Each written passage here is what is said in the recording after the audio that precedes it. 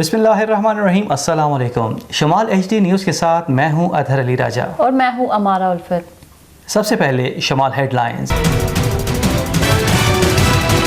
سہنیہ سائیوال کے تفتیشی افسر S H O عامر شہزاد بدر دل کا دورہ پڑنے سے جاں بحق۔ ایس ایچ او عامر شہزاد بدر نے مجھ پر حملہ کرنے کے مقدمات درج کرائے تھے۔ عامر شہزاد سازشوں کو بے نقاب کرنے کے لیے اہم گواہ تھا۔ چیئرمین تحریک انصاف عمران خان۔ توشہ خانہ خیز کی تفصیلات پبلک کرنے کا عدالتی فیصلہ چیلنج، وفاقی حکومت نے لاہور ہائی کورٹ میں اپیل دائر کر دی۔ وزیر قانون اعظم نذیر تارڑ کا بیان، کہا کہ پارلیمنٹ کا ہر فیصلہ تسلیم کریں گے۔ وفاقی کابینہ نے الیکشن فنڈز کا معاملہ پارلیمنٹ میں بھیجنے کی منظوری دے دی۔ آئین پاکستان کی گولڈن جوبلی، اسپیکر قومی اسمبلی راجہ پرویز اشرف کا ڈی چوک میں آئین کی یادگار کا سنگ بنیاد کے موقع پر خطاب، کہا کہ بھٹو کی سیاسی بصیرت نے قوم کو 73 کا آئین دیا۔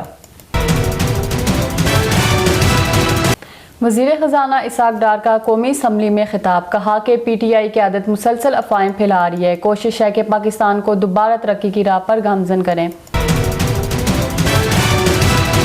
مانسہرہ میں پانو ڈھیری میں خاتون کو گھر میں گھس کر فائرنگ کر کے قتل کر دیا گیا۔ ایبٹ آباد میں سزوکی یونین اور ضلعی انتظامیہ کے مابین کرائے کے حوالے سے معاملات طے۔ حساس اداروں اور ملکی اہم شخصیات کے خلاف پروپیگنڈا کرنے والوں کے خلاف کریک ڈاؤن جاری۔ یہ تھی اب تک کی نیوز۔ خبروں کی تفصیل ایک بریک کے بعد۔ اور اب ان خبروں کی تفصیل۔ سہنیہ سائیوال کی تفتیش کرنے والے ایس ایچ او عامر شہزاد بدر کو دل کا دورہ پڑنے سے جاں بحق۔ عمران خان کا اظہار افسوس، کہا کہ مجھ پر حملے کا مقدمہ عامر شہزاد بدر نے کروایا تھا۔ عامر شہزاد سازشوں کو بے نقاب کرنے والا اہم گواہ تھا۔ ان کا کہنا تھا کہ ہم گئے تو معیشت اچھی بھلی تھی، پی ڈی ایم نے تباہ کر دی، ملکی ایکسپورٹ بڑھانے کی بجائے 10% کم ہو گئی۔ توشہ خانہ کے حوالے سے خبر ہے کہ توشہ خانہ کو پبلک کرنے کا عدالتی فیصلہ وفاقی حکومت نے لاہور ہائی کورٹ میں اپیل دائر کر دی۔ لاہور ہائی کورٹ نے توشہ خانہ کی تمام تفصیلات کو پبلک کرنے کا حکم دیا تھا، جس کے خلاف حکومت نے لاہور ہائی کورٹ میں اپیل دائر کر دی ہے۔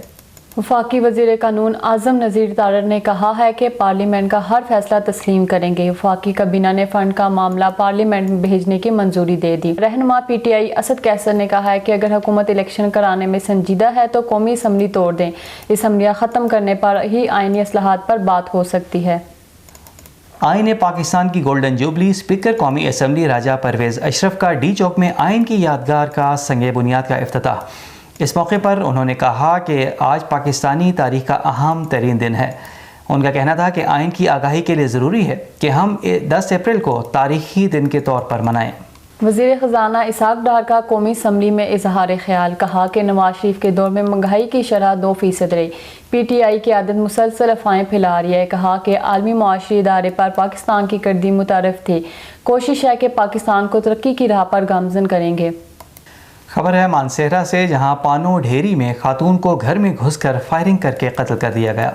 اطلاعات کے مطابق گزشتہ رات ملزمان عشاء کے وقت گھر میں داخل ہوئے اور فائرنگ کر کے زوجہ عظیم کو قتل کر دیا۔ اطلاع ملنے پر پولیس موقع پر پہنچ گئی۔ ایس ایچ او کے مطابق ملزمان بہت جلد گرفتار کر لیے جائیں گے۔ ایبٹ آباد میں سزوکی یونین اور ضلعی انتظامیہ کے مابین کرائے کے حوالے سے معاملات طے۔